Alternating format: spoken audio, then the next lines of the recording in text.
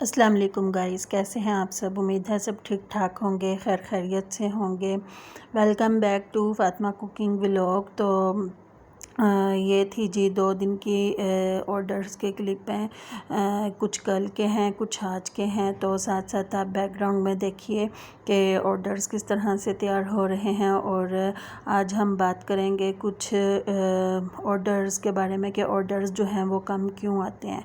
तो इसकी बहुत सारी वजूहात होती हैं ऑर्डर्स के कम आने की। कि मिसाल के तौर पर जैसे गाइस हम लोगों ने अपनी जो ओपनिंग टाइमिंग रखी हुई होती है कि हमारा रेस्टोरेंट किस टाइम पर ओपन होगा और किस टाइम क्लोज़ होगा। मिसाल के तौर पर अगर सुबह 8 बजे से लेकर रात 11 बजे तक आपने अपने रेस्टोरेंट का टाइम रखा हुआ है, तो अगर आप उस टाइम में कुछ भी चेंजिंग करते हैं तो उस चेंजिंग की वजह से भी जो है वो फिर ऑर्डर्स आना कम हो जाते हैं। अगर आप टाइम को कम करते हैं, जैसे आपने 11 बजे की बजाय 10 बजे ही अपने रेस्टोरेंट को क्लोज़ कर दिया, तो 1 घंटा जो है वो आपका ऑफलाइन शो होगा।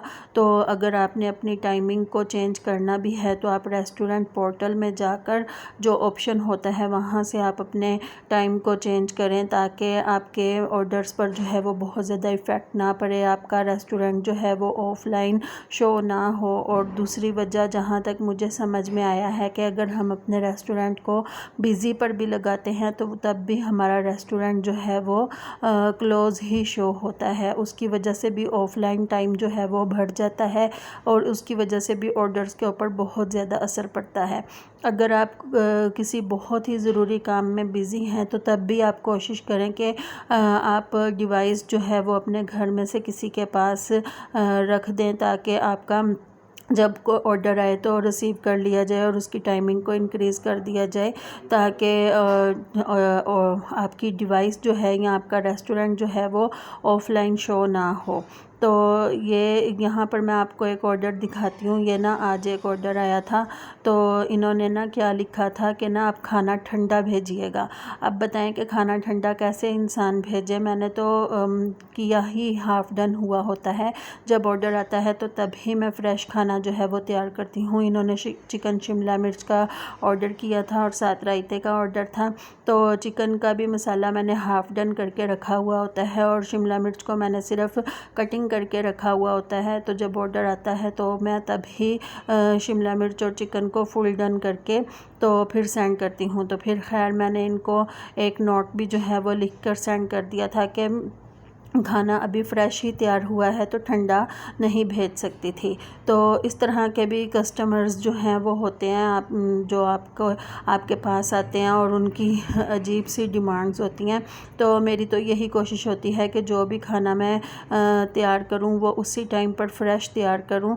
और आज जैसे मैंने दाल माश बनाई थी तो मेरी कोशिश थी कि मैं दाल माश जो है वो मेरी आज ही सेल हो जाए। तो अल्हम्दुलिल्लाह दाल माश के मुझे 2 ऑर्डर्स उसी टाइम पर आके थे।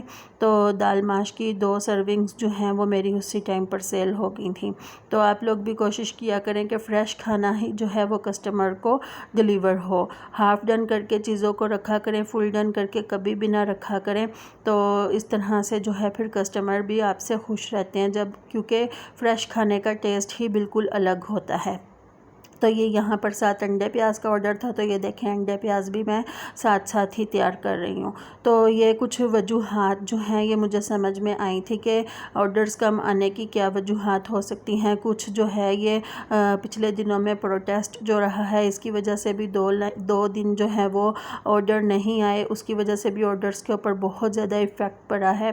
तो कोशिश करें कि आपका रेस्टोरेंट जो है वो कम से कम बिज़ी पर रहे और टाइमिंग्स जो हैं वो रेस्टोरेंट पोर्टल से जाकर चेंज करें और जितना टाइम है उतने टाइम में ऑनलाइन ही रहें। वीडियो कैसी लगी है ज़रूर बताइएगा। वीडियो को लाइक, शेयर और चैनल को सब्सक्राइब ज़रूर किया करें और वीडियो को फुल वॉच किया करें। इससे जो है वो हमारी हौसला अफजाई होती है और फिर अच्छे कमेंट्स आते हैं। जब वीडियो ज़्यादा फुल टाइम में वॉच होती है तो फिर मोटिवेशन भी मिलती है और दिल भी करता है दोबारा वीडियोस बनाने का।